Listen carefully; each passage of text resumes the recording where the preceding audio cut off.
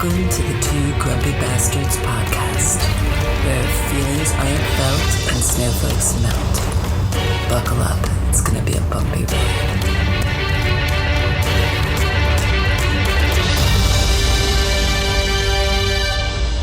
They painted over ants. Well, for those of you over on the YouTube only side, which we hope you do both, my broadcast partner here, Russ, is looking a little perplexed while I played that intro bumper. You know who that was, Russ? I don't know who. It took me a second to recognize the song at all. Well, let me back up. From the initial guitar intro, I knew it was 80s music, like instantly. It's not 80s music. What is it? 1978 Foreigner. Okay, close enough. Foreigner makes sense. I couldn't place it, but it was the late 70s, early 80s metal, very signature from that era. Okay, I missed it by 2 years, but I like Foreigner, but I don't know them well enough to automatically place their music.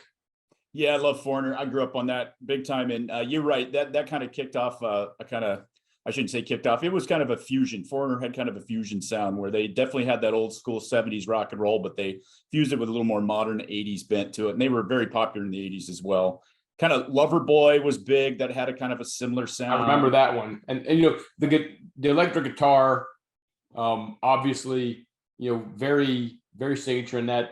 I believe them and Kiss were pretty popular around the same time in the late 70s. Yeah, you're not wrong. And I remember like Foreigner, unfortunately, had like their biggest song in the 80s, which I hate, was that ballad, I Want to Know What Love Is. Oh, man, I actually like that one. But reminds me of a girlfriend from high school that I'm not fond of. Maybe that's why you hate it. Yes. But Lou Gramm, the lead singer, there's a lot of people in the know who consider him arguably one of the greatest rock vocalists in rock history in his body of work. So definitely has a distinctive voice. I love Lou Gramm. He had some solo work that was garbage too in the 80s, by the way. Anyway, let's get right along. Hey, welcome to the Two Grumpy Bastards podcast. Russ and I are coming at you from different parts of the country as always. My podcast partner here, Russ. Let me make my dramatic entrance for our YouTube channel. This one's going to be good. Uh-oh. He's going to part the waterfall, folks.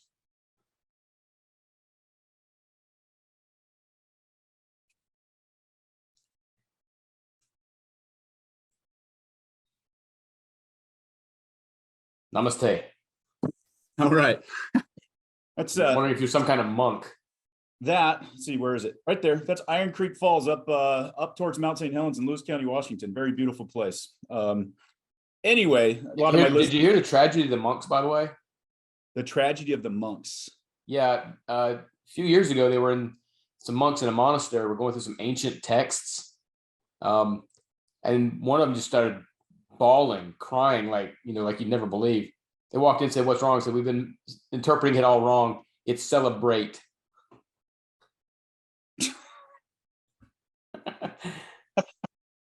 That's funny. That's funny, actually. Everybody on YouTube and everybody that's listening to us, put your eyes back in your head after the roll. You better save those because we're going to have another dad jokes duel here soon. So that was incredibly popular last time we did it. I have no idea if it was popular or not, but I liked it. So pretend it was, and we won't know the difference. That's right. Nobody ever fucking responds to our shit anyway. So anyway, no, I'm kidding. I got a couple of things we were talking before we get rolling, just to let you know what we have in store for us. I would encourage our pod listeners to go over to YouTube as well this week, because I'm going to be playing, we're going to do video rewind, but it's going to be an extended version of video rewind. And then the last part of our podcast is going to be dedicated to commercials. And I'll just put that out there as a teaser, because I think you know where we're going to go with this, ladies and gentlemen. So we're going to be playing a few commercials on here as well. I got a couple of stories for you, Russ. We were talking earlier before we got on live and talking about going to the doctor and doing some procedures. And Russ was telling an amusing story about one of his peeps and getting the guy exam and how it was an attractive woman. And, a lot of men have been there. This actually happened when you and I were working together. And you remember that I had that surgery. I had that basically my perineum exploded and I had to get mesh and wire and stuff. I do remember that. Yeah, that was a pretty major one. And before I could get the surgery, they wanted to do, because of the way everything was going, they wanted to do basically like an exploratory colonoscopy to make sure nothing was wrong. Okay. The words exploratory and colonoscopy don't belong. Well, that's kind of redundant if you think about it. But anyway. Yeah. Well, I woke up in the middle of a colonoscopy. That was like just a couple of years ago, and that is not funny. That's not fucking funny at all. Thanks, because I had one of those in about a month, so that makes me feel better. Yeah. So they gave me to calm me down. I'm laying there, and the doctors there. It was at that big medical facility there in the same town that we taught together in, and a very good medical facility, by the way. That's where I had the surgery. So I was going in prior, and the doctor was in there, really nice guy. And there was this older lady who was the nurse who was prepping me, who gave me the IV, and they gave me Darvocet to calm me down. Now, I will admit, Darvocet, I have never been addicted to any type of hard drugs or oxys or anything like that. You know, I've been an old-fashioned drunk in my life, but never anything like that. But that stuff rocks, man. It is fun. Unfortunately, they tell you the truth. It's kind of like a truth serum thing, you know. But I am extreme when it comes to that truth serum stuff and that. So here's what I know happened. I remember they gave me that. I started floating, and then I woke up from the colonoscopy. That's what I remember. Apparently, that's not all that happened. So I do remember seeing this young lady afterwards. Well, I was much younger then, so she wasn't such a young lady then, but my memory has her still at like 26 years old. I remember she was very attractive, nice looking, very nice looking when I saw her after surgery. And I woke up, boom, don't remember anything, of course. And the doctor's laughing. He's just laughing at something. And I thought, what's so funny? Somebody told a joke, and he just looking at me, shaking his head. And I go, what's going on? And he goes, I just want to thank you for maybe one of the best moments in my entire medical career. And I'm like, okay, what happened? Well, apparently, okay, so I'm in there with the nurse who puts in the IV, gets the initial drip. Then in walks this very attractive young woman, California girl, you know, all that. And I looked at her, and I looked at the nurse who had given me the IV, who was probably 60 and a little on the curvy side, God bless her. And I looked at the attractive one. I said, no, you can't be in here. And she goes, what do you mean, sir? This is the doctor telling me this, third person, of course.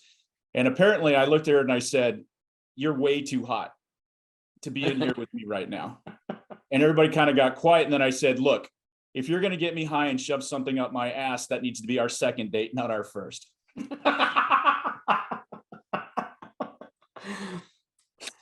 Okay. Yeah. So I guess, yeah, okay.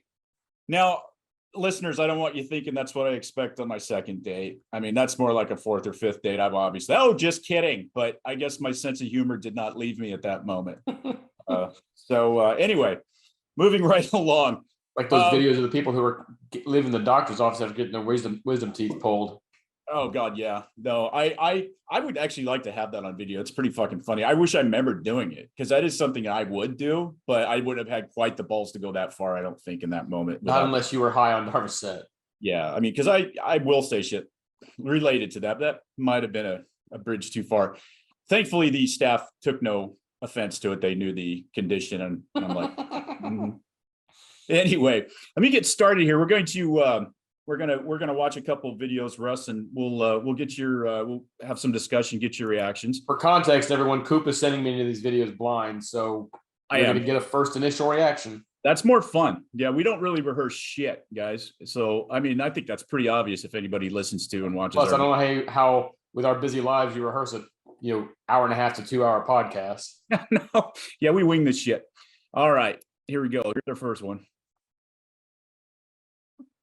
So I think it's very important, as you have heard from so many incredible leaders, for us at every moment in time, and certainly this one, to see the moment in time in which we exist and are present, and to be able to contextualize it, to understand where we exist in the history and in the moment as it relates not only to the past but the future.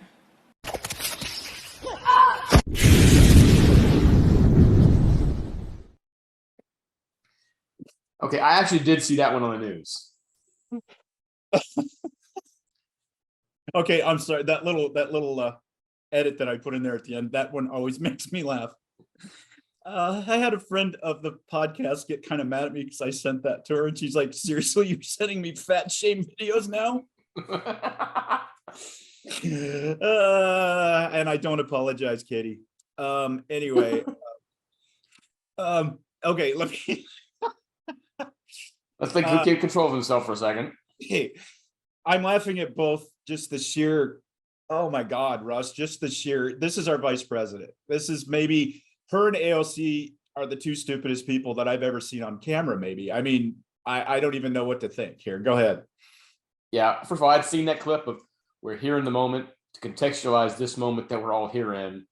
I mean, first of all, I may be dating myself when I say this, but I don't know if you ever saw the episode of Friends when Joey was talking about when Joey was selected to marry Monica and Chandler, and he's trying to come up with a speech, and it's about having and holding and giving and loving and having to love.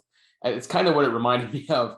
I don't know, maybe I'm going to spoil a later segment because since I don't know what videos are coming up by saying this, but for those who don't know, that wonderful young woman who got to her position by basically blowing Willie Brown when he was mayor of San Francisco. She was just put in charge of the government's response to what's going on with AI right now. So basically, we're all going to die. As far as I'm concerned, we're all going to die. Yeah, we are. And then, given how doddering old Uncle Joe is, a vote for Biden in 2024 is a vote for Kamala Harris to be president. Because I have serious doubts that old Uncle Joe is going to make it to the age of 86. But I mean, a lot of people don't make it to the age of 86 because that's old, and Joe is not doing very well as it is. And so Kamala, I mean, Joe needs to be looking behind his back when he's leaving Air Force One to make sure Kamala's not there to give him an extra nudge down the stairs. She is, oh my goodness. It's hard to describe the level of stupid that comes out of that woman. To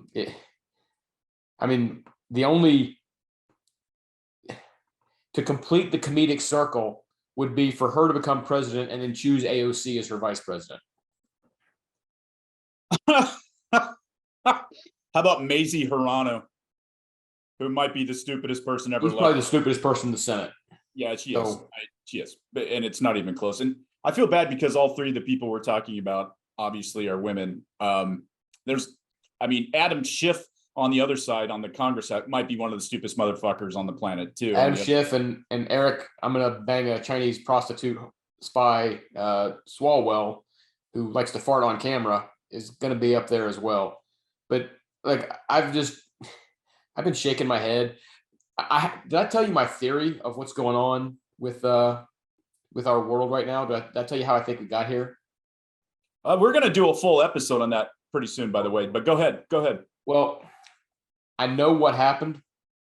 If y'all remember, the Large Hadron Collider went online somewhere, I think around 2010 to 2013. And I think what it did was it opened up an alternate reality we've all been sucked into. There's a real reality out there somewhere where stuff is halfway normal and sane.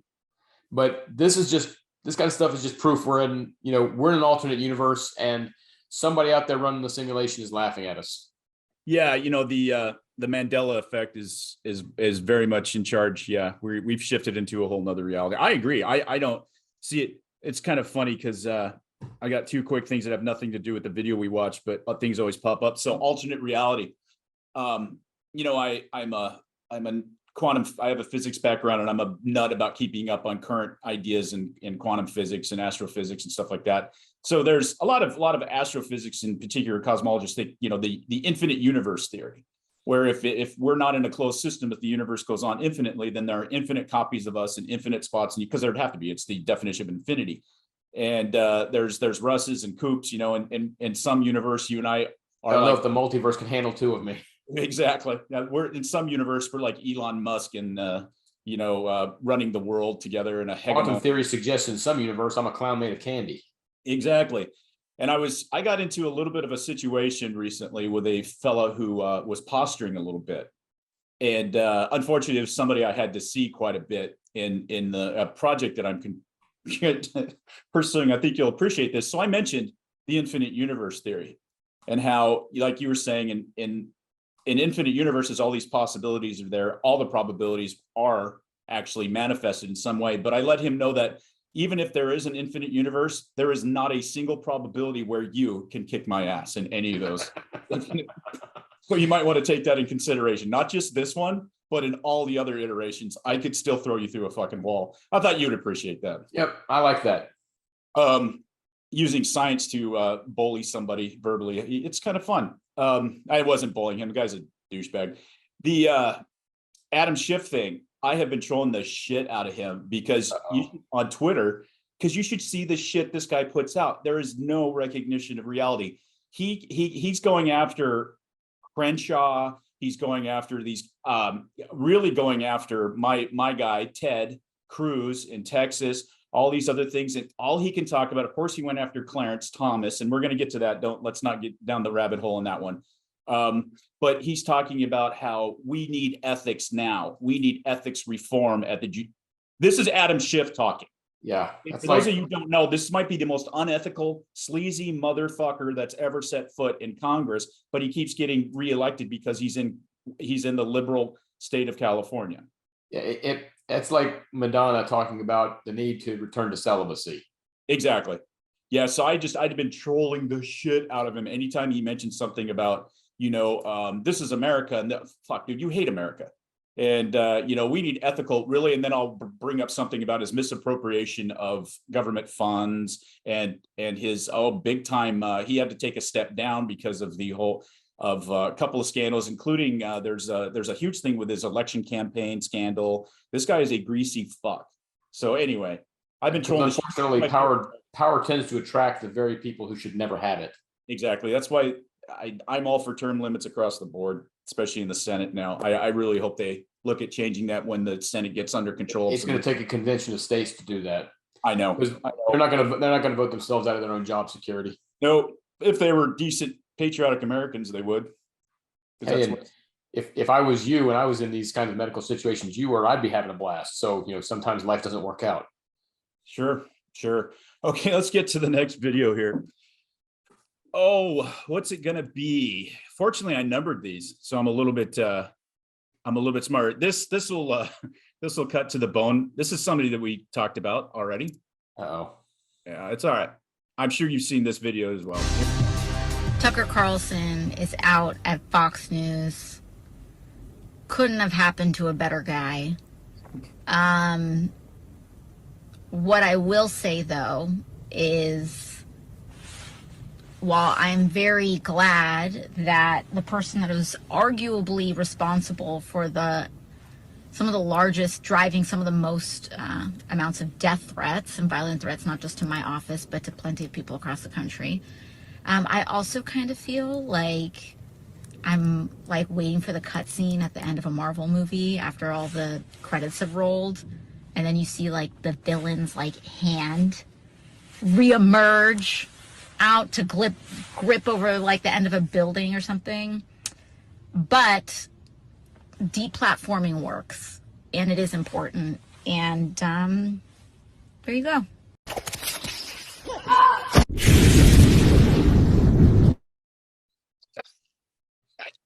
I can't get enough of that end cut.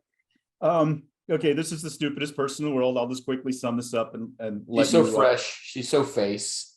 Oh my God. Fresh face. Everybody says that she's attractive. There isn't enough beer at all the 7-Elevens in the world for me. I'm just saying. Problem is you'd have to listen to that voice. Oh, I know. God. And okay, she's all for deplatforming, which is such an American value.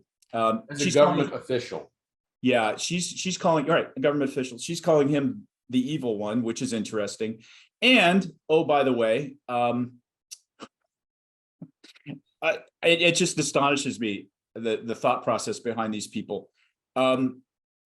She is a paragon of free speech, Russ. Just listen to her; she'll tell you. But do you know how often she wants the government to intervene to shut down free speech if she doesn't agree with it? How often this I'm not going to use those words today. I promised myself I wasn't going to go there. I'm not going to say, see you next Tuesday. I'm not going to do any of that. Okay. But you all know what I think of this hideous human being. And this isn't just a ignorant person. This is a maliciously stupid person. Yeah, I think you hit the nail on the head with that. It's not the fact that she's stupid. It's not the fact that she's malicious. It's the fact that she's stupid and malicious, which I don't know if there's a more dangerous combination out there. Like I said, she's a government official talking about how deplatforming is a good thing. I don't know about y'all, but my government officials talking about censorship and being a good thing. That's kind of dangerous. Yeah. But she kind of hit the nail on the head right there near the end. Tucker's going to be fine, and he's going to be coming back, more than ever. First of all, the ratings at Fox have absolutely cratered after Tucker left. Tucker will have a multi-million, and we're talking 10 to 11 digit kind of, I'm sorry, 8 to 9 digits worth of money at some point. Tucker's just got to pick his spot. Fox News is trying to, I've stopped watching Fox. They're a bunch of, cowards. They're a bunch of douches. They are trying to get Tucker to lash out by leaking some of these videos. And Tucker's just sitting there laughing. They're doing that because they don't want to have to pay him the remaining however many million. I think I read like 60 million left on his contract or something like that. I don't remember the exact number. Yeah, I read that too. Yeah, and so they're trying to get him to breach his contract. Tucker's too smart for that. But he's going to come back, and he's going to be bigger than ever. So AOC needs to be careful what she wishes for. Additionally, and I can't get people to understand this. I don't know why, maybe because people are stupid and short-sighted, but the power you grant the government today will be used by your enemies tomorrow. Mm-hmm. You're going to find yourself in the box. I mean, take what Harry Reid did back in 2013, 2014, when he removed the judicial filibuster, thinking that Democrats had a permanent majority. And then suddenly Donald Trump is president with Mitch McConnell, and they rammed through 3 Supreme Court justices and all of the federal appeals court justices, very, very quickly. That's why I keep telling folks who, if you want to remove the filibuster overall, great. As soon as the right takes back power, you're going to see a nationwide abortion ban. You're going to see so many cuts to spending, it'll make your head spin. You will see Obamacare gone. Mm-hmm. Be careful what power you think you want to have, because eventually someone else is going to have that power and they're going to use it. That's another thing I trolled. That reminds me. The main thing I was trolling Schiff about was he made that stupid, completely factually inaccurate statement that the left likes to make, saying he was bitching about the Supreme Court, about, Clarence Thomas, and saying, well, they packed the court, so we need to pass legislation to expand the court. We've gone through this before. Obviously, it didn't pack the court. The court hasn't been enlarged in any way. No Republican president would do that. I really, no candidate that I know of would do that, because it's ridiculous. And all they did was get judges approved. That's all they did, is nominate and get judges approved, which is constitutional and has nothing to do with packing, which the Democrats want to do, because then they could, when they get, the real power, they could put more left-leaning judges in there. That's actually cheating. Following the system the way it is not. Let me say this. Two outcomes will come from that. The first is, Schiff, you put 4 people on the Supreme Court. The next time the Republicans take Congress and the presidency, they'll put 40 on the Supreme Court. We'll up that ante.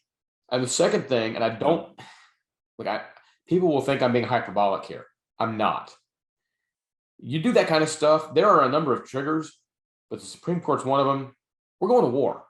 I'm not kidding. I'm not talking rhetorical. I'm not talking, normal, political back and forth. That will spark a honest to God, no shit civil war. Ask yourself if you're ready for that. I don't think they are. I mean, I can't imagine. I don't think they understand when you talk about packing the Supreme Court to give a permanent liberal majority, or adding another couple of states so that they have a permanent senatorial majority, or eliminating the Electoral College. These are all sparks that will start a civil war. I'm not threatening anything. I'm saying what I'm witnessing out there, people will start fighting back. And I'm talking they will start fighting back with violence. And I've seen what civil wars do. This is not a place we want to go, folks. Be very careful with this road you're trotting down. This is not an avocation. This is an observation of what I think will happen. I agree with you 100%. Yeah, same old, same old. I just don't understand that we're in a place now where these elected officials, I know how much has changed. Again, we're in a different alternate universe because just lying like that has no consequences anymore. No.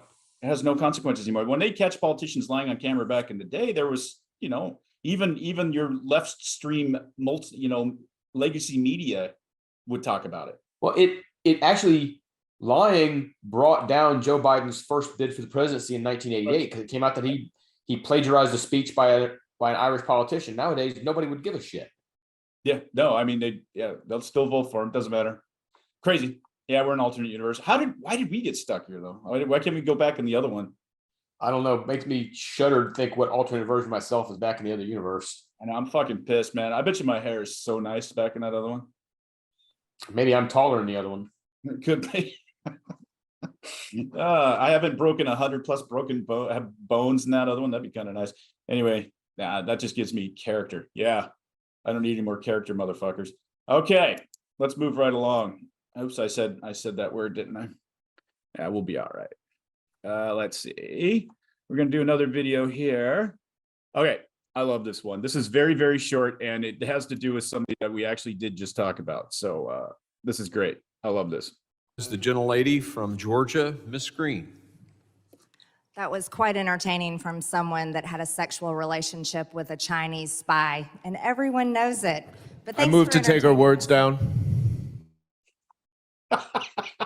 Yeah, it's another one I've seen. I know she's nuts. I know, but I love her in a way. I do. There's part of me that enjoys having her there because she's the only one that has the balls to do something like that. And there's a part of me that really, really wishes she was hot. She'd be my dream.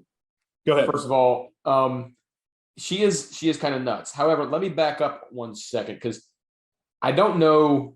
We're talking about Eric Swalwell, by the way, everybody. Yeah, she was talking about Eric Swalwell, but the woman that you heard there, or you saw if you're on YouTube, is Marjorie Taylor Greene, who became notorious after her election in 2020, I believe. It was 2018 or 2020. I don't remember which year she was first elected. I think it was 2018, where all the headlines were she was talking about Jewish space lasers. Right. Well, I did some research on this because I'm like, I got to hear this, whatever this Jewish space laser conspiracy theory is, to see how nuts it is. It's, as usual, the media took a lot of stuff and just ran with it. Look, it is a little bit nuts, but what she was talking about was there were folks talking about using satellites to collect solar energy and then beam the energy down to relay stations and then beam that energy across to power plants. And she was wondering, can that start fires? And she had heard that it was controlled by the Rothschilds. Rothschilds is they're one of those shadow families. Some people link them to Jews. Some people link them to the Bilderberg. Some people link them to the Masons. But they're supposedly the shadowy Mr. Burns type figures lurking in the background that control everything from who wins the Oscars to how short skirts are this year. So it is a little bit nuts. It's only half as nuts as the media made it out to be. Now, if they hadn't run with it on, Jewish space lasers, people still would have thought it was nuts, but they might have said, okay, I think that you're going a little bit far with some of your headlines. Now, the clip in question that you just showed, what's funny is that the Democrats moved to strike the remarks on the record. The chair asked if she would retract what she said. She said, absolutely not. And the chair said, okay, well, we're not going to retract her words. They're going to stay in the record. So, I'm sorry, Democrats, you created this world. Now you get to live in it with the rest of us. Yeah, I didn't understand, why you would retract something that was true. Yeah, absolutely true. You had a sexual relationship with a known Chinese spy, Eric Swalwell does, on the Senate Arms and Services Committee.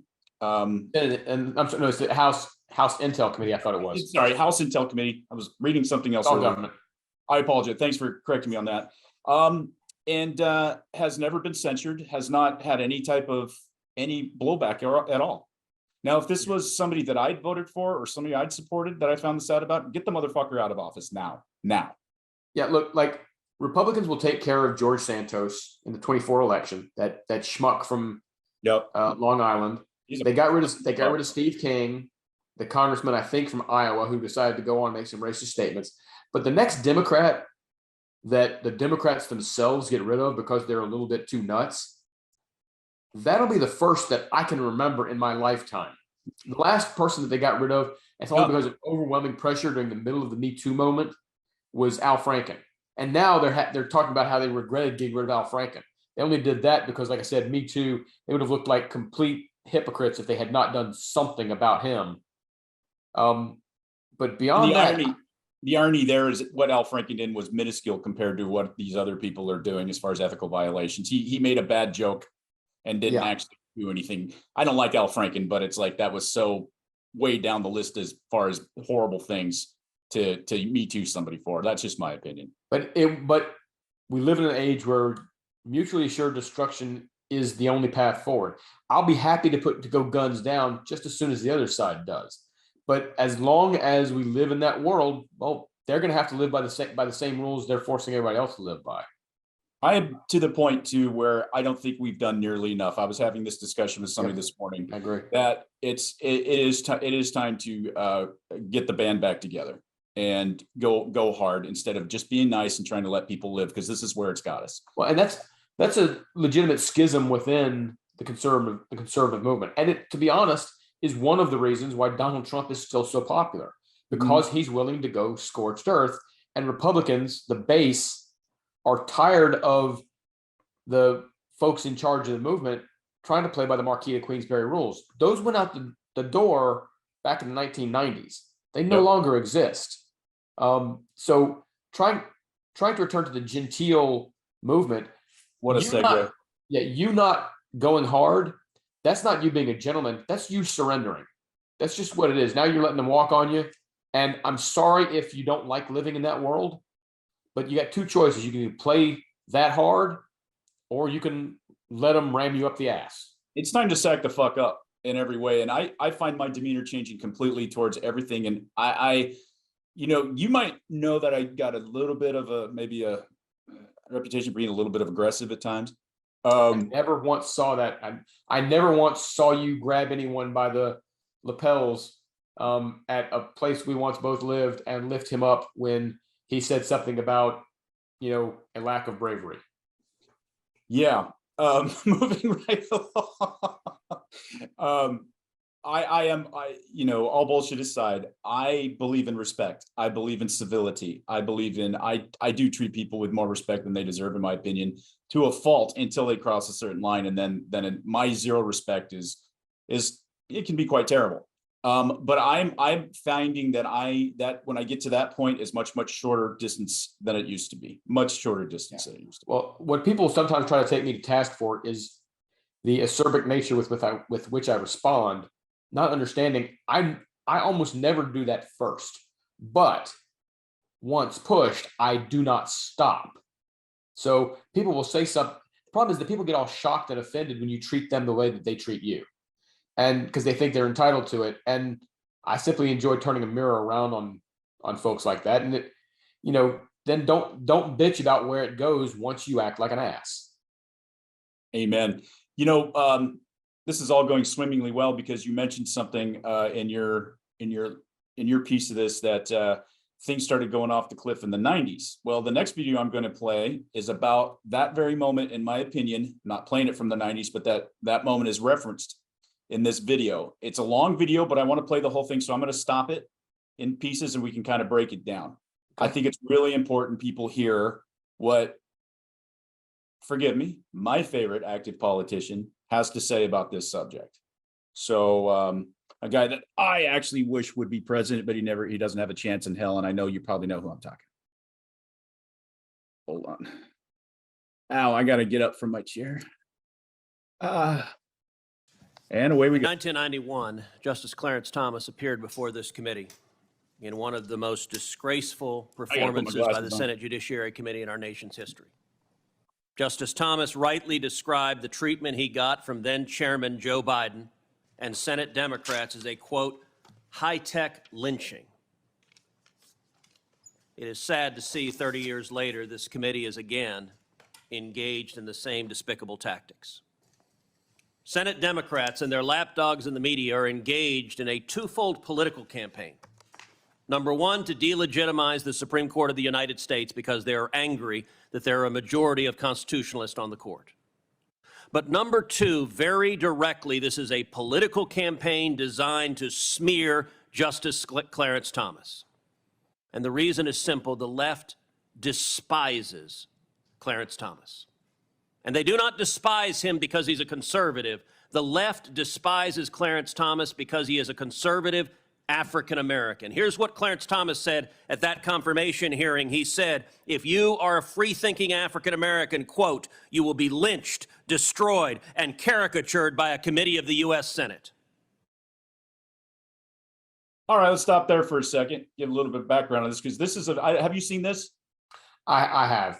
Okay, pretty powerful. I mean, Cruz is brilliant in this role, Ted Cruz. For those of you that don't know Ted Cruz's background, he is a lawyer, but he has argued successfully many times on Supreme Court cases, so he knows quite a bit about this.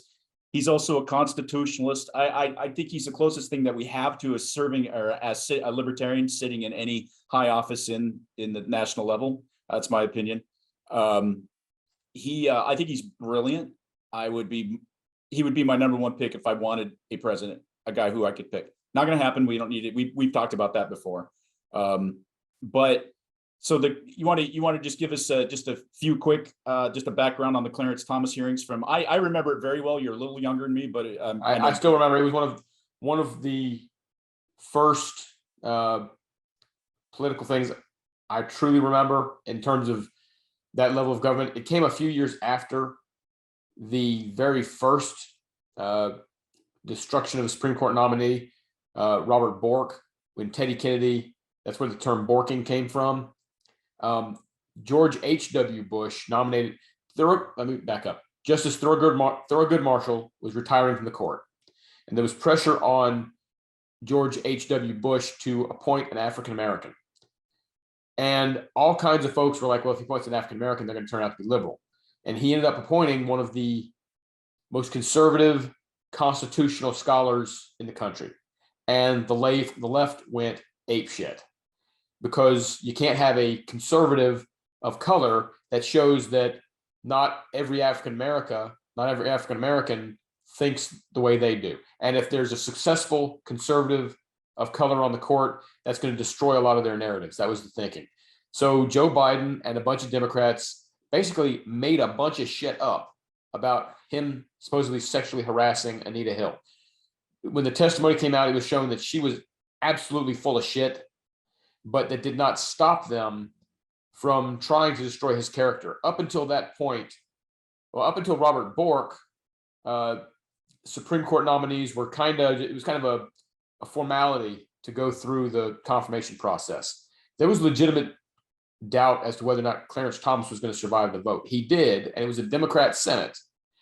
This was back when a few of them still had scruples, and they voted that he was qualified. Republicans continued to give Democrat nominees usually a straight up vote all the way through. I think it was like 92-0 for Ruth Bader Ginsburg. Most of them voted. Most of them voted for Sonia Sotomayor and Elena Kagan, even after all the shit with Alito and Thomas and Roberts. So I'm hoping that conservatives have learned their lesson. I still wish they had gone after Ketanji Brown Jackson a lot harder. I think she's an ideologue, a very open ideologue on the court. They were afraid of the optics of going after a woman of color. But listen, folks, they're going to think those things about you anyway. So why do you care? Ted Cruz has got a very, very sharp constitutional mind. A lot of people don't like his demeanor, the way he speaks.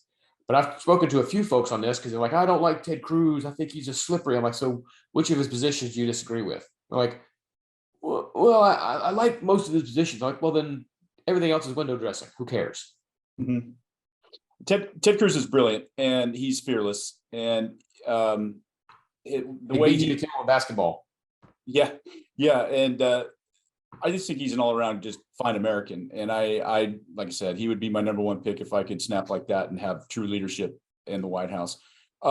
Let's continue with that if you don't mind. I think there's a lot of good stuff, and it shows how good Ted Cruz is at this type of thing. You can just imagine him actually being in front of a Supreme Court and arguing. Could you imagine him on a debate stage with Joe Biden? What that would look like? That's cute. That's really cute. Here, let me fast forward this bad boy. I'm gonna have to do it the old-fashioned way. Caricatured by a committee of the U.S. Senate. Well, in 3 decades, that hasn't changed, and it's gotten worse. And to be clear, here's the left's view. I point to one article just 3 weeks ago. The Democrats need to destroy Clarence Thomas's reputation. They'll never successfully impeach him, but so what? Make him a metaphor for every insidious thing the far right has done to this country. That's what the left is trying to do. And I will tell you, if you look at the next poster board, the left has repeatedly attacked Clarence Thomas with a racism. This is a magazine cover that showed Justice Scalia every bit as conservative as Clarence Thomas, but he's portrayed as the master, and Clarence Thomas, in a bigoted attack, is portrayed as shining his shoes. I'll show you another one to give you a sense of the racist vitriol from the left. Here's a racist caricature of Clarence Thomas, lawn jockey for the far right. This is the bigoted contempt the left has. I'll show you another magazine cover. Offensively, this is how the left views Clarence Thomas. Now, it's important for people at home to understand this is not about judicial ethics. You can take those down. This is not about judicial ethics. This is not about rules that should apply to judges across the board. We could have a reasonable discussion about that. This is about applying a double standard to Clarence Thomas and only Clarence Thomas. The attack that my Democrat colleagues breathlessly repeat is that Clarence Thomas stayed at the vacation home of a very close friend of his, a successful Texas businessman. We'll stop there for a second, and then we'll play the rest of it as he lays out the case about how whatever Clarence Thomas is doing is so not unprecedented. And I just want to review for those of you on the podcast, what he was showing was magazine covers. Please do jump over to YouTube, but at least just look at this piece if you don't want to watch the entire YouTube video about just the, oh my God, Russ, just the horrifying racism that was on those magazine covers. Go ahead, you describe those. First of all, if a conservative did that to, like, say, Ketanji Brown Jackson or any other member of the left, just those alone, their career would be over. Any private citizen who did it, they'd be canceled. They would lose their job, and rightfully so. The stuff in those articles, those magazine covers, those political cartoons, yes, have whatever right to free speech you want, but they were racist attacks. They were bigoted. They were every bit as bad as the blackface minstrels of the 20s and 30s. It's disgusting, and the left does it because they can get away with it. You know, all their protestations of racial equality are bullshit. And I think stuff like that shows that it's bullshit, because they have no problem using racist caricatures when it serves their purpose, when it serves their ends. They're not about equality. They are about equality only if you agree with them, and anybody outside of that is a threat. That's why they will go after conservatives of color more viciously than they will even go after other conservatives who are not of color. Yeah, it's excellent point. And we're talking about a man, if you do any research on Clarence Thomas and you look at his experience, his scholarly experience, his just breathtaking intellectual prowess. His mind is absolutely magnificent. I think he's by far the most stout intellectual on the Supreme Court currently. One of the, I think, most philosophically brilliant Supreme Court justices we've ever had. And that's not just because I'm as a libertarian, I agree with his rulings. He's a titan intellectually. So they went after him the only way they could, by making up some kind of scandal. And let's not forget, folks, in context, they did this to Brett Kavanaugh in extremis the last time during the Kavanaugh hearings, by making up some fucking bullshit story, paying people to show up to lie about Brett Kavanaugh's supposed dalliances as a frat boy in college. Yep. No, you're right. There's nothing I can expand on that. You hit the nail on the head.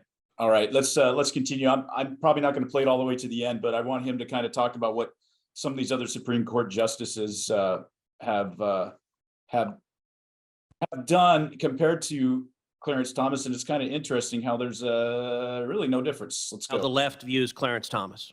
Now, it's important for people to know this. Clarence Thomas stayed at the vacation home of a very close friend of his, a successful Texas businessman, flew on his plane, and went on his yacht.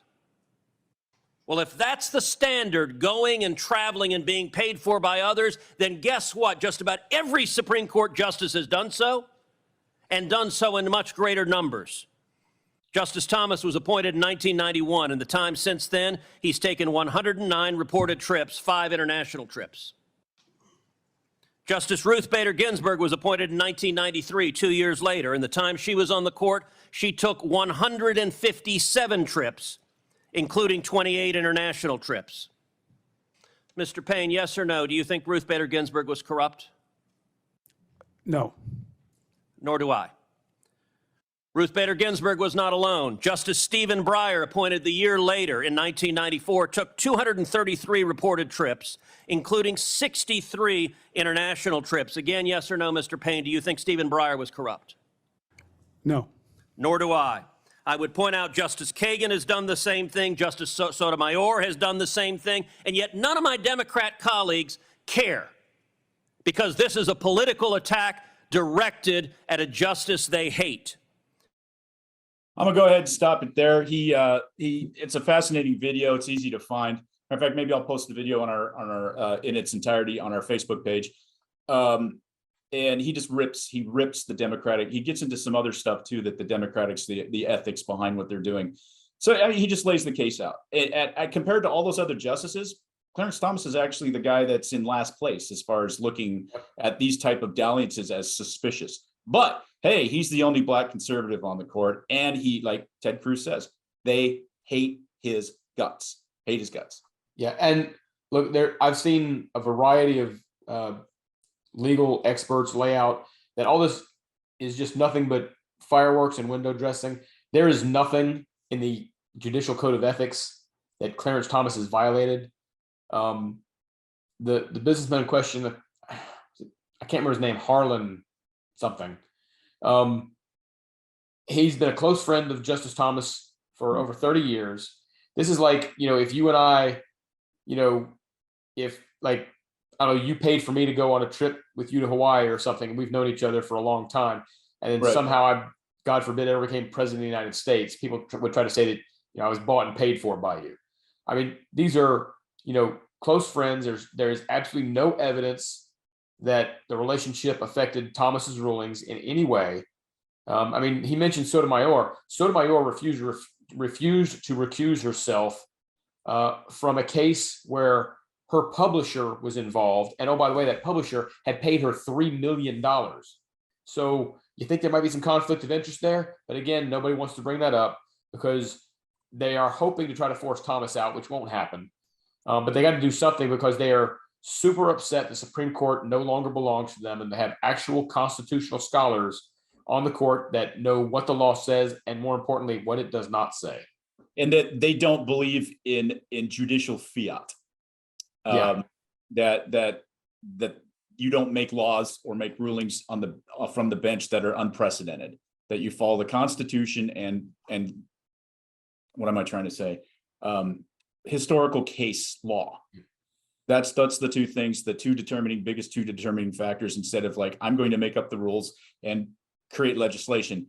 We'll be getting into that, as I promised, when we do a academy version of the 3 branches of government and what they're responsible for. So Being a fairly stout constitutionalist myself, Clarence Thomas is wonderful. And people get, I think, Russ, confused with the idea of being political as opposed to being principled. There's nothing to say that Clarence Thomas is a political entity, but he happens to be somebody who is a constitutionalist who truly believes in the Supreme Court rules. That's their document. The entire reason the Supreme Court exists is to look at cases and weigh their relevance against the Constitution of the United States. That's it, not to make up their interpretations. It's always funny to me how in a lot of cases they're split. They're split because it's like anybody who reads the Constitution, it seems fairly obvious to me on a lot of these cases. But I'll let you have the last word on this before we move on. But it's disgusting, and it's just reminded me how disgusting those hearings were back when he was confirmed. Yeah, well, I think you hit the nail on the head when you said that, they apply the Constitution. And let me add further that they apply the Constitution as written, not as you think it is. The Constitution is not a living document. I hear a lot of people say, well, it should adapt to modern times. Well, you know what? We've got an amendment process for that. What a lot of people are upset about with these rulings is that they want the application of the Constitution to change without having to go through the process of changing it. And that renders the document meaningless. We've done that in a lot of ways anyway, but I mean, they just want to go further, and their interpretation means I get what I want. True that. So, well, that's I always intend for Video Rewind to be like the first 15-minute segment, and we went an hour on it. So, of course, that's okay though. I figured it would be room for us to kind of examine what's going on out there. Why don't we take a quick break for an incredibly important message? Incredibly important.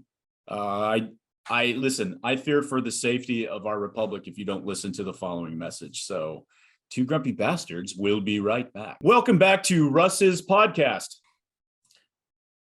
Okay, Two Grumpy Bastards are back. Thank you for sticking with us. So what we're going to do now, Russ, is Russ still hasn't seen any of these videos, so he doesn't know what's coming. It's much more. Koop likes to spring these things on me so he can get a genuine reaction and hopefully laugh at me. Yes, I do. And I always get some, you probably haven't listened to our new commercial, have you? Because you haven't been pissed off at me. So you might want to give it a listen. But anyway. And everything's unscripted. Everything we do is unscripted. So that one's unscripted too. The commercial, you can tell. You can always tell. We try to be spontaneous. We try to be real. Keep it real, baby. Because if there's anything I am known for, it's my spontaneity. Absolutely. That and your joie de vivre. That's yep. I would I'm the say happiest bastard anyone of you ever met. Absolutely. If Disneyland wasn't far left and ridiculous, you'd be like all Disneyland and shit. All right, we're going to start with the first commercial. Now, what we're not going to do is watch what everybody thinks we're going to watch is the Dylan Mulvaney commercial, because I'm not giving that piece of shit narcissist human being. I'll leave gender out of it. That's just a bad person, and it's a total narcissist. And I don't care what anybody says. I don't feel any affinity or any reason to protect or think that person should have any type of career. The fact that all you idiots out on yes, and I'm saying you idiots out there, and yes, we do have a TikTok channel now, which is actually quite funny and quite entertaining and quite informative. But for those of you out there that think that this person deserves any type of, he makes a shit ton of money from this stuff. Okay, I'm gonna leave it at that. I will go off for hours on how much I hate this.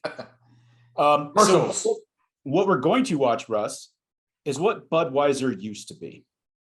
We're going to watch a Budweiser commercial from their height of their powers. This is my favorite Budweiser commercial. You might recognize this from a Super Bowl of yore.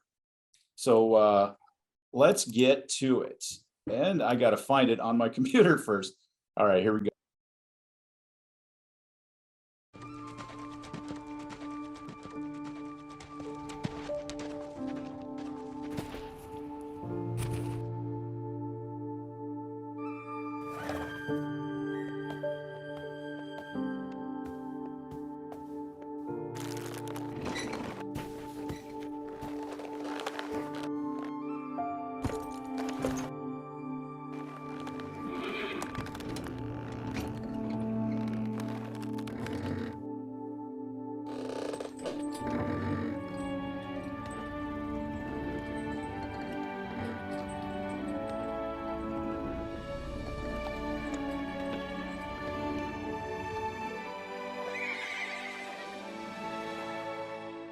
I won't tell if you won't.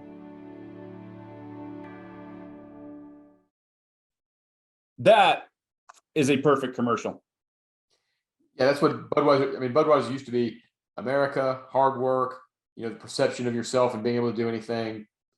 And then whoever that wonderful woman was, Allison something, she showed how much she does not know the folks who buy Bud Light. And then I don't know if you know, Budweiser tried to spit out a couple of AI generated commercials that basically took the American flag and vomited all over. They vomited America over everything to try to win people back. But they won't just actually come out and say, we fucked up with Dylan Mulvaney. We're sorry. Because even the little bit of backtracking they've got has now pissed off the trans community and the LGBTQ plus divided by smiley face emoji, poop emoji, all that other. Don't forget the ampersand. Don't forget the ampersand. Yeah, and the asterisk and anyway, they've pissed them off enough to where now they're going to boycott Bud Light. So it doesn't exactly seem like they're in a win-win situation. Yeah, for those of you on the podcast side who are going to go over to YouTube and obviously watch this segment, that is that heartwarming, tear-jerking, just amazing commercial with the Clydesdales, and it's the baby Clydesdales. It's the full Clydesdale who's looking at the Budweiser wagon, looking at that yoke, wanting to be a big Clydesdale someday, steps into the yoke and starts pushing the cart, and all of a sudden the wagon starts moving, and then you see mommy and daddy Clydesdale are behind it, pushing it with their head to get Junior his first taste of what that feels like, that pride of pulling that wagon. By God, Clydesdales are such beautiful creatures. My God, I've seen them live a bunch of times. The Budweiser Clydesdales, when they travel around to like fairs and stuff, and they are magnificent creatures. I've never seen one in person. Oh my God, dude, they are crazy. Hand taller than I am and just wide as a freaking probably VW freaking van. And oh my God, gorgeous creatures, but heartwarming, and that just showed that power, but yet that finesse and that sympathy, that compassion. I mean, it kind of embodied America all in one just little commercial there, That's what Bud used to be. It's what it used to be.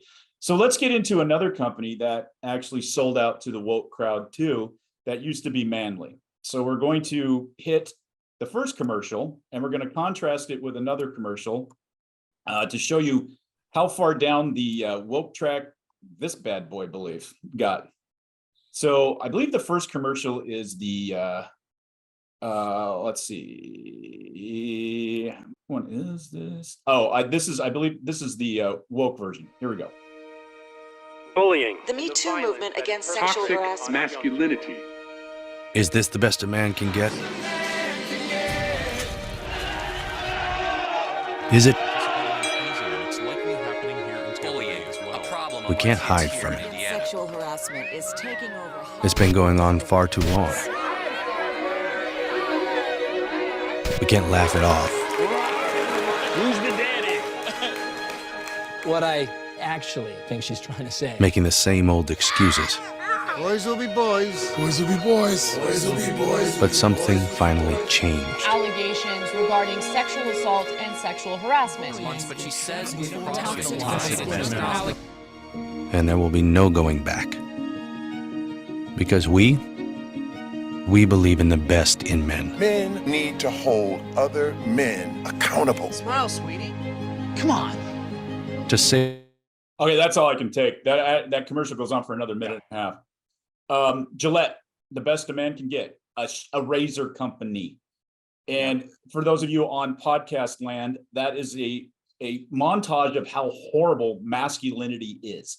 All the horrible things that males do, from demeaning women to bullying other boys to all this horrible stuff. There's innuendos about sexual assault in there.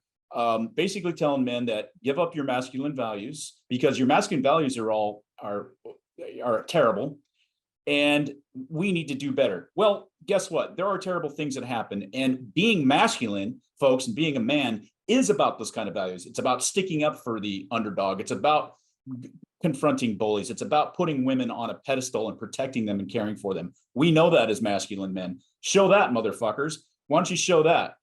Show these, like, Russ, we're both ex-warriors, and we know hardcore warriors who come home and they're the most tender human beings with their children and their dogs and their wives and all of that kind of thing. those are the men I know. Those are the men I've been surrounded by. So for every fucking glimpse that you put on this anti-masculine woke goddamn campaign, there's a billion things that men do that are amazing that they're not showing there. So thanks for cherry picking some disgusting and over the top hyperbolic stuff that I've personally never seen directly in a boardroom or, well, I'm not saying I've never seen it and but I put a stop to shit. I will intervene. I got no problem with that. I love to do that, but it does not happen very often. Believe it or not, ladies and gentlemen, men are usually decent and good. So anyway, look, a couple of points. First of all, masculine energy will be one of two things, either destructive or creative. And if it is not channeled properly into creativity, it can be destructive, but you don't keep it from being destructive by trying to tell men that they're bad for being masculine. That actually exacerbates it. You, like you said, you prop up true masculine values. And oh, by the way, the second point is most guys, and maybe I'm just weird on this, don't want their commercials to lecture them about how bad people they are. That's just not something that that men are really into. We've been shit on for the last 50 years in popular culture.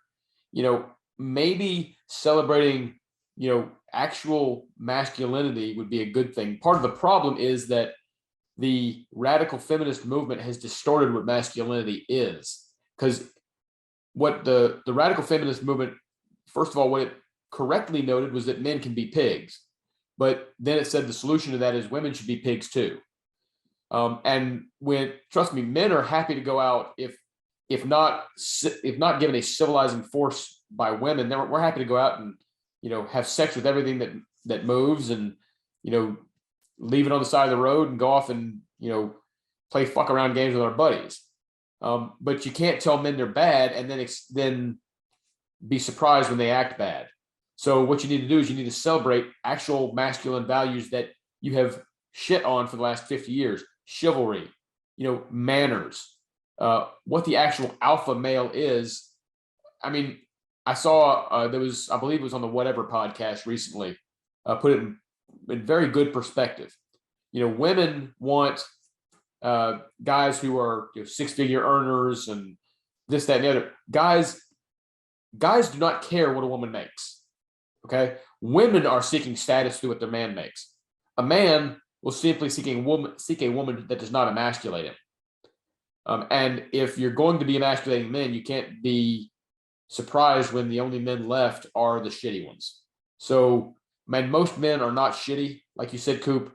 I don't know that I've seen a lot of that stuff in person myself, and I know that I would speak up if I did, because like you, I kind of enjoy that kind of confrontation.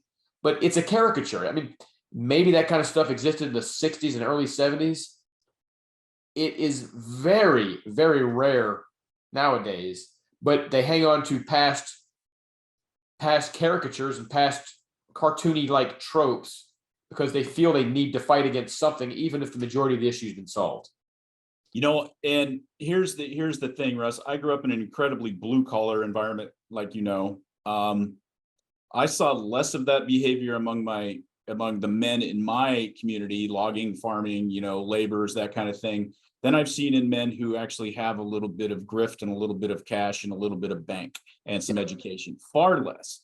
The Louis L'Amour protagonist of the strong, silent, deadly when need to be, kind and deferential to women. That's kind of what most of the dudes that I grew up with kind of revered.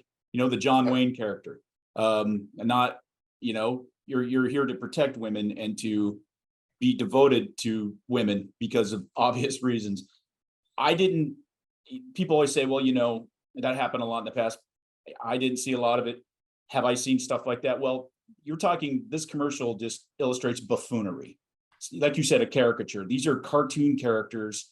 And I've seen so very little of it at that extreme. Jokes, yes. Maybe acting a little stupid, maybe not using your head in a situation. Lots of that. You go out to a bar, it's a completely different environment. So I'm not going to apologize to anybody or anything. If you put yourself in that situation, that's by definition, you're going to expect some different behavior with people who are there to meet each other, get drunk and fuck. Okay. That's a different thing. But this makes me angry. And I don't know if you've noticed, I think you've probably seen a couple of my little videos that I've put out. Yeah. One of them on the use of the word pussy and how we need to get rid of it. I played that one this morning. Yes. We definitely need to, I am really bagging on betas right now. It's kind of my thing, identifying beta males, because beta males have ruined it for everybody. These patchouli smelling, man bun wearing fucks are the idea of what women think men should be, because that's the generation. And sweetheart, as soon as you meet a real man who treats you well, but is strong as fuck and knows when to tell you no, you're going to love it. You're going to love it. You are. And you're never going to go back to that douche not wearing freaking,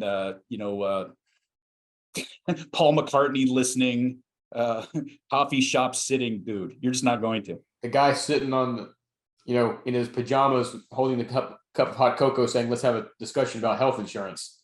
With both hands. Yeah. With both hands. I want to make one quick point. The majority of that behavior, where I've seen that behavior the most? You're talking the buffoonery or the beta behavior? The buffoonery in that commercial. The place I've seen it the most is on TV when Hollywood wants to use it as an object lesson for the rest of us Neanderthals. That's the biggest place I've seen it. Absolutely. And being a man and being immersed in the world of men, I think I would know it if I saw a lot of that. And like I said, I've seen some of it, but anyway, let me play the next commercial. We got to get through a few more before we're done here. So this is a contrast. This is what Gillette used to be. So let me go ahead and play this. Let me share this one with you folks. So this is the Gillette that I grew up with. Let's play this right quick. You're looking sharp, you're looking good, you've come so far. We know how to make the most of who you are. Father to son, it's what we've always done. Gillette, the best a man can get. On so many faces, it's plain to see. We give you all we have to give, for all a man can be. Where the race is run, you're the champion. Gillette Contour Plus with lubricating strip for the best a man can get. The best a man can get. Weird. That was weird. I mean, that commercial showed men being very competitive, liking each other, being incredibly competitive, being strong, but yet loving their children and doting on them. And oh, by the way, being very affectionate and loving towards their women too. Weird. Yeah. Weird. You couldn't make that commercial today. You wouldn't even be able to get it on the air. It's a great commercial. I thought it's a great commercial. Yeah, it really illustrated what being an actual masculine man is all about. It evokes the positive traits of masculinity. But again, if you even got it made, it would never get aired because stations simply wouldn't accept it today. Yep. No, you're right. So we're going to move into a completely different direction. This gets back into my catalog of commercials that I collect. So I want to show you what a real beer makes commercials look like. A real beer, a man's beer, a Pacific Northwest beer with history, with valor, with resiliency, not a whole lot of taste, but that's not the point. So I got 3 quick commercials to show you what I grew up on, what beer commercials look like here in the Pacific Northwest that I grew up on. And I don't know if they showed a lot of these nationally because a lot of them were Pacific Northwest driven, but you'll know the beer when I start playing these, Russ. And but I think you'll. I thought I had 3. We'll see, given that I'm not a beer drinker, but okay. Yeah, that's all right. I got 2. I just got 2 of these. You ready? Yep. Here we go. A good cold beer is refreshing, and these new light beers with less calories, well, you could say I've discovered how good a light beer can taste. I really get a kick out of those light beer commercials with all those burly guys joshing around. But you don't need to be macho to enjoy Rainier Light. Hey, Marlene, give me another beer. Get it yourself, Bob! – – – – – – – – – – – – – – – – – – – – – – – – – – – – – – – – – – – – – – – – – – – – – – – – – – – – – – – – – – – – – – – – – – – – – – – – – – – – – – – – – – – – – – – – – – – – – – – – – – – – – – – – – – – – – – – – – – – – – – – –– – –– –– –– –– –– –– –– –– –– –– –– –– –– –– –– –– –– –– –– –– –– –– –– –– –– –– –– – – No, that's a commercial, baby. That's funny. Yes, that was a real woman right there. Rainier beer, of course. That is so anti everything Dylan Mulvaney is right there. I love that commercial. Of course. And of course, we ran around as kids yelling, "Get it yourself, Bob!" for years after that commercial came out. Well, the only thing that would have made it better, and given the time frame, I'm assuming that was made in the 80s or 90s. Yeah, I would say late 70s, early 80s, probably. Yeah, okay. If you just said, "Get it yourself, you bastard," that might have been slightly better, but still, you got the general tone. Yeah, you got to love Marlene. She was kind of a little minor big celebrity up here in Pacific Northwest because of that commercial. So she I mean, for a married housefrau, she not bad looking, really. Had those pipes. So one more Rainier beer commercial, and I'll explain the context of this one after I play it. I actually knew this guy who's actually featured in this commercial, which is funny as a kid. Won't bore you right now, but let me play this commercial. And those of you in the Pacific Northwest will recognize Rainier had some of the most amazing campaigns, varied campaigns, and this is one of the more creative ones, I thought. So this is great.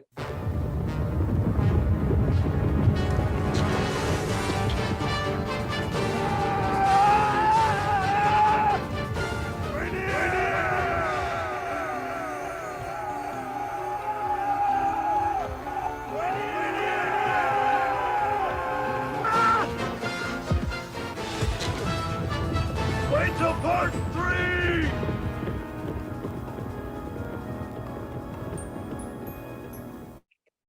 That's just awesome.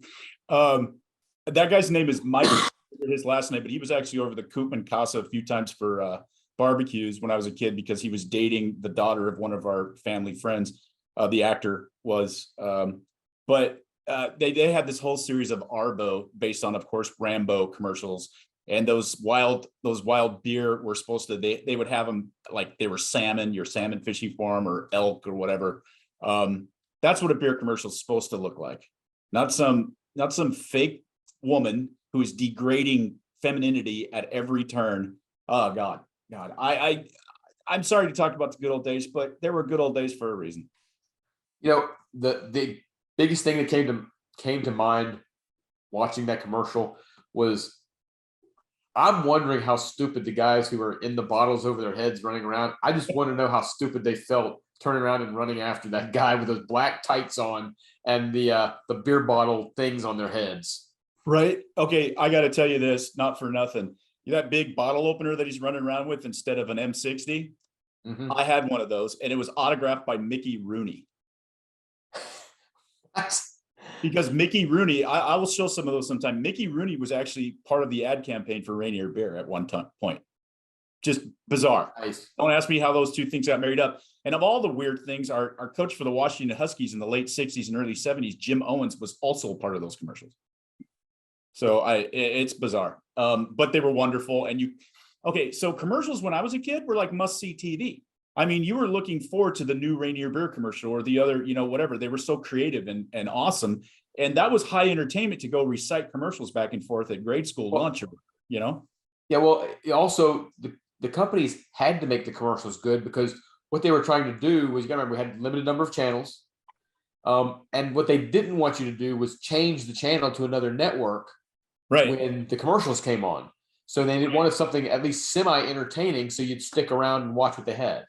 Sure. Yeah, no. And I mean, you didn't have a lot of choice, and to change the channel meant you actually had to get off your ass and go up to the TV and click on it. But, still, they would lose a lot of viewers if they weren't entertaining because that was your 3 minutes to go get your chips and that clam dip with the chunks of clam in it that tasted like, mayonnaise that had been sitting out in the sun too long. But old Campbell's faced with now is telling us don't be men and men are women and women are men. I don't even fucking know, dude. This alternate universe we woke up in, like we said. I want the other one back, but maybe it's our whole job to liberate this universe from these forces of evil, Russ. And maybe that's what we're doing, one podcast listener at a time. There we go. So spread the word, you jerks. Hey, before we go, we're going to be out of time here as usual. We didn't get to like half the stuff we talked about getting to. I got one recommendation for a TV show. I was wondering if you had a recommendation for a movie or a TV show that you're currently watching. Let's see. I know I just threw this at you. Sorry, but threw this at me. Well, it's a little bit hokey, but I do like the arc. They just finished the first season of the arc on Peacock. It's also on Sci-Fi. There are a couple of nods to wokeness, but not very many. They're still somewhat subtle. And I'm a sci-fi geek anyway, so I've finished watching the arc. I would recommend that to anyone who's interested. It's a familiar story arc, but they do some original stuff, I think, within the storyline. I did watch the first season at your prompting. My only thing that kind of distracts me is there's really no hot chicks on it, and there's one, but she wears a wig and she's like gross underneath the wig. And the Serbian engineer is okay, the Serbian engineer. I stand corrected. Yeah. Okay. Yeah. Serbian. To be fair, why am I blanking on his name? The big Irish dude. Yeah, he's Scottish actually, but yeah. Scottish. Yeah. I'm sorry, the big Scottish. I like him a lot. He's just kind of somewhat of a brute guy. He's like an old fashioned kind of guy. So yeah, the security guy, the bald guy. I don't buy his character at all. He's the security guy, the big tall Danish guy. Yeah, I know who you're talking about. He's the kind of guy that I'm expecting to be at one of the staff meetings they have and say, and this afternoon I will be taking all of your souls. But and I don't know. I actually deep dive in everything I watch. I don't know any of these actors or actors. No, I have not seen a single one of them anywhere. I don't know if that's the save money or anything like that, but the CGI is fine. I mean, it's well filmed and all that. So there was one actress at the beginning. There was kind of like a, in a flashback episode thing that I did recognize, played Heath Ledger's wife in The Patriot. And she was only in it for like a couple of minutes in one episode. She's 20 years older, obviously. So yeah, I didn't recognize her. Yeah, that's because she's 20 to 25 years older. She looked familiar, so I had to look up who it was. But beyond that, yeah, I don't know any of the actors in it, but that's fine. I mean, we're being introduced to new actors. Yeah, no, that's fine with me too. I don't need big names, and I'm sure they're saving money because it's they're spending a lot of money on special effects and CGI. You can tell it's actually well filmed. Well, it's got a lot of directions it can go in, especially after the season finale. They haven't really necessarily introduced too much in terms of the potential for sci-fi of what they could find out there. So it's got a couple of directions it can go. We'll see. All right, I'm in love with the new series. I started watching it because of the actress who I'm still hopeful that we can have children together. You never know. In an infinite universe somewhere, her and I are together happily, repopulating from the leftists all dying of some type of botulism by not eating meat. Okay, I don't wish for that. I'm just saying there's a universe where that's happening. I might wish for it a little bit. So have you seen on Peacock this advertised, Mrs. Davis? It's familiar, but I haven't seen it. Okay, it's got a nun on the title. I saw I get the emails from Peacock every once in a while, and it said this is a series that's out. You should check it out. I love it. I don't just like it. I love it. And let me give you the background on this. So, it's so fucking funny, and it's done in kind of a self-indulgent, self-aware kind of way where they have the subtitles are not the subtitles, but the captions are kind of goofy. Like they'll have like ... No, seriously ... kind of things like that. So it's it goes back to the Knights Templar, persecuted into extinction at some point in France, like in the 15th century, 16th century, and they supposedly were the protectors of the Holy Grail. Well, it turns out that the actual Templars were a sect of warrior nuns, like ninja nuns, who were protecting it. And go into the future, Betty Gilpin, who most notably played a glamorous wrestler on Glow, Gorgeous Ladies of Wrestling, the series that was out for a few years back. She plays this nun who gets drafted into, it's weird because there's this whole storyline about the Holy Grail, and then there's this advanced AI that kicks in that's going to take over the world, and she and her ex-boyfriend, before she became a nun, who's a ne'er-do-well knockabout, have this mission to save the world from this advanced AI called Mrs. Davis. Is Betty Gilpin the one that you're hoping to have children with? Yes. Yes. She was in a movie. I can't remember what it was called. It came out a couple of years ago where, and you would, I will find this movie and send it to you, and I'll put it on the page too, because it's a movie where all these people think they're going on this remote vacation, that they all get selected for a lottery. And it turns out that they're all conservative people who get sent to it, and they're getting hunted down by these left-wing people and It's killed. called The Hunt. Yes. And she's the main character in The Hunt, and she's totally That's bad. what that is? Okay. Yeah. I mean, yeah. I watched the movie just for grins. I think I recommended it on a podcast, if I remember. Yeah, I think I watched it just for laughs. It was fun. I'm sorry, I wasn't as smitten with her as you are to remember what she looks like and what she's like, but apparently it wasn't even so much what she looks like. It's, well, she's blonde, blue-eyed, curvy, but she's such a badass in that movie. She's just such a total badass in that movie, and funny. And then Gorgeous Ladies of Wrestling, she was wonderful in her role there. She plays a Hollywood actress who's very beautiful, but her career is not doing well, so she enters into the female wrestling circuit and becomes and she's actually a badass. She's not a shrinking violet by any stretch. Anyway, Mrs. Davis, recommend it. I've watched the first few episodes. I'm actually looking forward to watching a couple more episodes tonight over a good Papa Murphy's.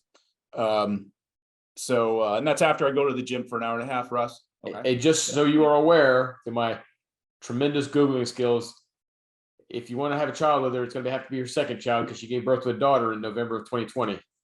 No, it's all right. I'm sure she's with a Hollywood beta. Yeah, some schmuck named Cosmophile. I rest my fucking case. Look at this. For those of you on YouTube, seriously, do I look Cosmo against this? Come on. I'm not even going to break a sweat on this one. All right. Enough frivolity. We've gone long as always. Anything you want to wrap up with, Russ? No, I mean, it's been pretty light. We'll see. You wouldn't even get a chance to talk about the draft or the NHL playoffs. Well, my Kraken, baby. Yeah, and my Hurricanes could be the Kraken and the Hurricanes in the Stanley Cup Finals. You never know. Well, that'd be fun. That'd be fun, wouldn't it? It'd be fun to watch the Hurricanes smack that ass. Yeah. The Kraken is a great story. It's a great sports story.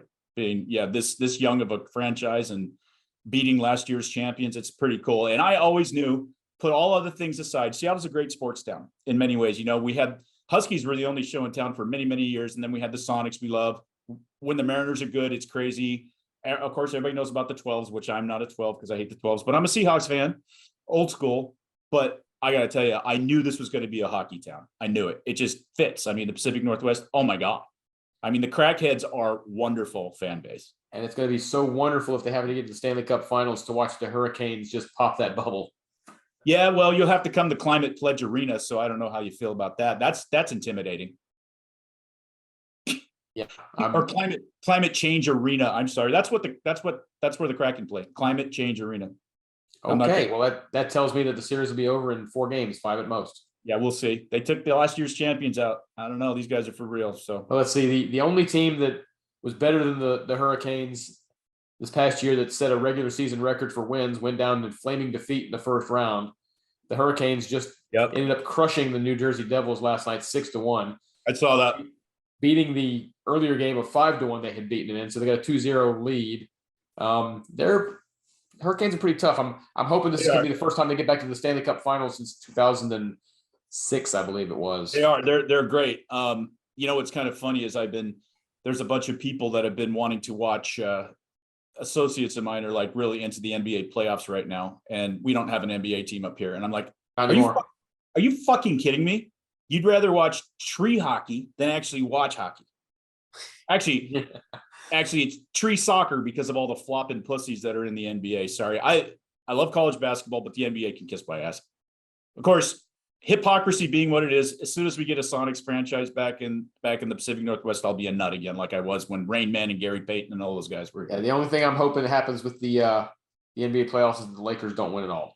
Yeah, me too. Can't stand anything about that franchise or anybody on that team. So, yep. Although I got to tell you that I hope they do another season of that Lakers TV series that they had on last summer. That was so amazing. I'm not familiar with it. Oh yeah, was it on? Which one was it? Showtime? On? The one that was the rise of the Showtime Lakers. Yes, I didn't get a chance to watch it. Everybody said it was great. Semi-fictional, fictional version of it, and John C. Reilly plays Jerry Buss. He should have gotten the Grammy. I cannot believe he did not. He was brilliant. An Emmy? And all of the players look exactly like and are it's a wonderful series. It was Probably should have got an Emmy. I doubt he did a lot of singing. I know it's good because Magic Johnson hates that fucking series. Okay. So you know it's good. Of course. So, yeah. Anyway, we're gonna wrap up here, folks. Anything on the outs? All right. Nope, I think we're good. All right. Well, thanks a lot. Be sure to catch our video over there for YouTube for all those videos that we showed today to get the nuances of them. Check us out on Facebook, of course, at the Two Grumpy Bastards Facebook group. We are on Instagram, and I'm posting a lot there right now. We're also on TikTok, Two Grumpy Bastards. We're easy to find everywhere, guys. And you can see me destroy Adam Schiff on TikTok. That one's a little harder. It's the number 2 Grumpy Bastards podcast because Twitter is what Twitter is. And yes, I did get. I think one of our new pieces of merchandise. It's Governor Jay Inslee of Washington State behind a communist flag that looks like Washington State or in front shouting. And I did put that in response to a bunch of Inslee talking about what a great governor he is. And I did get that taken down twice, but then I appealed. Said there's nothing hateful about this. This is just talking about political viewpoints and stuff like that. And it was reinstated. That never would have happened without Elon Musk. That's Musk's Twitter. Yep, Musk's Twitter. So I was pretty happy. I know somebody reported it as hate speech, and then I rebutted it, and sure enough, it went right back up.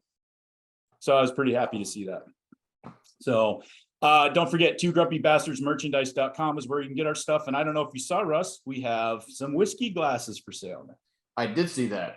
They're I beautiful. probably won't use them for whiskey, but I did see that. Yeah, no, I'm definitely getting a set, and I won't be using them for whiskey either, but they're beautiful glasses for whatever you want. So until we see you guys again, thank you. This is Koop. That's Russ over there in his Carolina shirt. I'm the handsome Viking looking motherfucker over here. From the two bastards, one of us is a real one. Just remember, keep your focus and stay wokeless. Stay wokeless. All right, later, guys.